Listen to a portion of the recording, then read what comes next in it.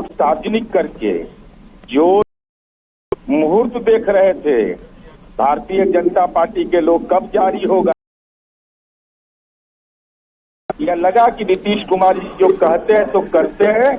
उन्होंने अगर कहा था कि जाति सर्वे कराएंगे, तमाम पेचीदगियों के बावजूद अटॉर्नी जनरल अपीयर हो रहे थे सुप्रीम कोर्ट में, बिना पक्षकार रहे, रोकने की हर कवायद हुई, लेकिन सत्य की जीत हुई। और आज 2 अक्टूबर है, राष्ट्रपिता महात्मा गांधी के चरणों में शीश झुकाते हुए उन्होंने कहा था कि समाज के निचले पायदान पर जो व्यक्ति है उसके आंख के आंसू पोंछना है। तो नीतीश कुमार जी ने तो वो करके दिखाया। अब केंद्र सरकार ने जल्दी से लागू करे, अब विलंब के ही कारण कीजिए। हमारे साथ इस वक्त नीरज जी बने रहिए, हमारे साथ अरविंद जी जुड़ चुके हैं बीजेपी से। अरविंद जी बहुत स्वागत है आपका। नाना कहते हाँ कहते लब्बो लुआब घूम फिर कर आंकड़े तो सामने हैं। आंकड़ों को देखने के बाद बार बार एक ही सवाल कि आखिर इन आंकड़ों के बाद बदलेगा क्या, जनता को क्या हासिल होने वाला है?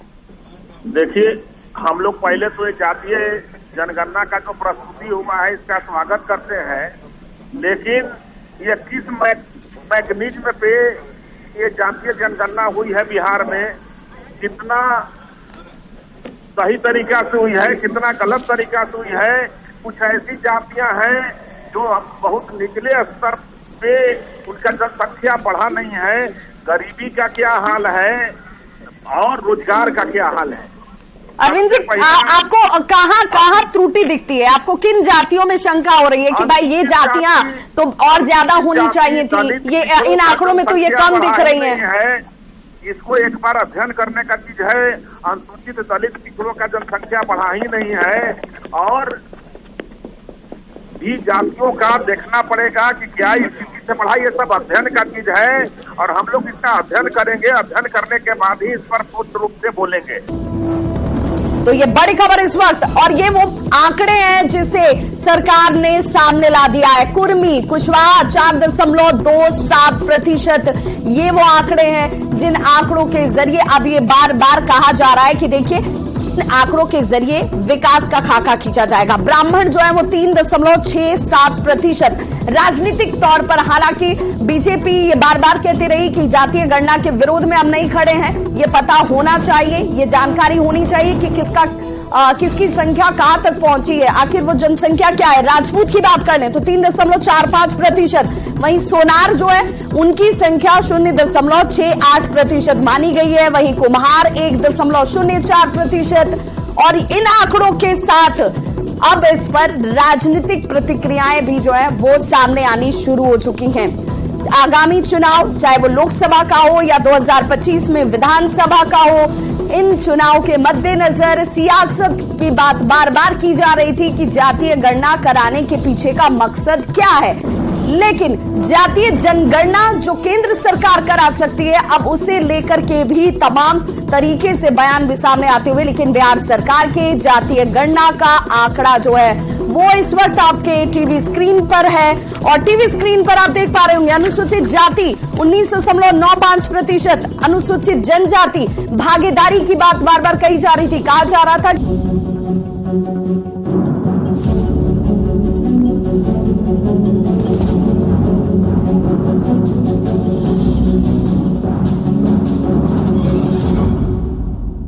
संख्या उसकी उतनी भागीदारी। अब ये देखना होगा कि इनमें किसकी स्थिति आर्थिक तौर पर कैसी है, क्योंकि सरकार ने कहा कि हम ये भी तो जानना चाह रहे हैं कि जिसकी जितनी जनसंख्या उसकी आर्थिक स्थिति कैसी है। आखिर पिछली बार से जब आखिर बार ये गणना हुई थी, उस गणना से अब तक में क्या बदला है। वहीं नाई की बात कर लें 1.59% इनकी जनसंख्या सामने आई है, कानू 2.21%, और बिहार में किसकी कितनी जनसंख्या। कायस्थ समाज की बात कर लें तो 0.60%, यादव 14.26%। वहीं अगर बात की जाए बढ़ई की तो 1.45% इनकी आबादी सामने है, धोबी 0.83%। और इन आंकड़ों के जरिए आप, और हमारे साथ इस वक्त वरिष्ठ पत्रकार संजय जी जुड़ चुके हैं। संजय जी बहुत स्वागत न्यूज 18 बिहार झारखंड पर। अब ये आंकड़े सामने हैं, किसकी कितनी आबादी सार्वजनिक है, इसे किस रूप में आप देख रहे हैं?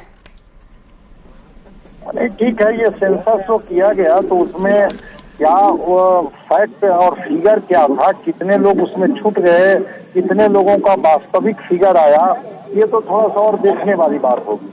लेकिन हाँ, सरकार ने जब सोशियो इकोनॉमिक सर्वे करवाई है तो जो डेटा जारी कर रही है, तो अभी तो डेटा के अनुसार थोड़ा और इस पर देखना होगा, समझना होगा कि क्या वास्तव में इनकी वही संख्या है जो संख्या डेटा में रिफ्लेक्ट हो रहा है, या इनकी संख्या कुछ और है और डेटा में कुछ और रिफ्लेक्ट हो रहा है। हमारे सहयोगी आनंद अमृतराज हमारे साथ इस वक्त सीधे लाइव जुड़ गए हैं। देखिए तस्वीरों में आनंद नजर आ रहे होंगे। आनंद, आप तक आवाज पहुंच पा रही है हमारी?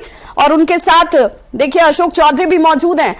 रिपोर्ट को लेकर अब सियासत शुरू हो चुकी है। आनंद, जरा प्रतिक्रिया पहले लीजिए अशोक चौधरी से, वो इस रिपोर्ट को कैसे देख रहे हैं? बिल्कुल, देखिए मेरे हाथ में इस वक्त रिपोर्ट है अशोक जी। ये रिपोर्ट तो आपने देखा ही होगा, आपकी सरकार ने रिपोर्ट जारी कर दिया। क्या कहेंगे इस रिपोर्ट को लेकर? आपकी पहली प्रतिक्रिया क्या है? मेरी पहली प्रतिक्रिया यही है कि जो अपने अब न्यूज के माध्यम से देखा है रिपोर्ट को, अभी पूरा रिपोर्ट पूरा तरीके से पढ़ नहीं पाए, लेकिन जिसकी जितनी आबादी उसकी उतनी भागीदारी। अच्छा। ये होना चाहिए। ये लंबे समय से लड़ाई लड़ी जा रही थी और जातीय गणना के बाद ये स्पष्ट हो गया है कि किस जाति का कितने प्रतिशत है। तो निश्चित रूप से जिस जाति का जितनी आबादी है उसके हिसाब से उनको हर चीज में भागीदारी मिलनी चाहिए। बिल्कुल, इसका मतलब आपका इशारा कुछ और भी दिख रहा है कि क्या आने वाले समय में आरक्षण का दायरा भी बिहार में बढ़ाया जा सकता है? बिल्कुल बढ़ाना ही चाहिए। यही तो लड़ाई है, यही तो लड़ाई है। क्योंकि कुछ लोगों के आजादी से पहले से कुछ लोगों के पास सीमित संसाधन, सीमित जो क्या नाम है, हर चीज सीमित था। और जब महात्मा गांधी का जन्मदिन है 2 अक्टूबर, और महात्मा गांधी जी और जिस संविधान निर्माता बाबा साहब भीमराव अंबेडकर ने जिस बात की चर्चा की, जिस बात के बारे में उन्होंने कहा कि समानता का अधिकार, तो समानता का अधिकार में तो सबसे ज्यादा जरूरी है कि सबको प्रॉपर रिप्रेजेंटेशन मिलना चाहिए। बिल्कुल। अच्छा अशोक जी, एक भी और इस जातिगत आंकड़े में कई सारी चौंकाने वाली भी जानकारी है। इसमें अगर आप बात करें अगर आंकड़े के हिसाब से, जातिगत आंकड़े के हिसाब से, तो ये जो पिछला पन्ना है जिसमें ये हाँ ठीक है बिल्कुल। देखिए जैसे आनंद जरा एक सवाल अशोक चौधरी से जरूर पूछिए, क्योंकि बार बार चाहे वो खुद लालू प्रसाद रहे हों, नीतीश कुमार रहे हों, तेजस्वी यादव रहे हों, बार बार ये कहते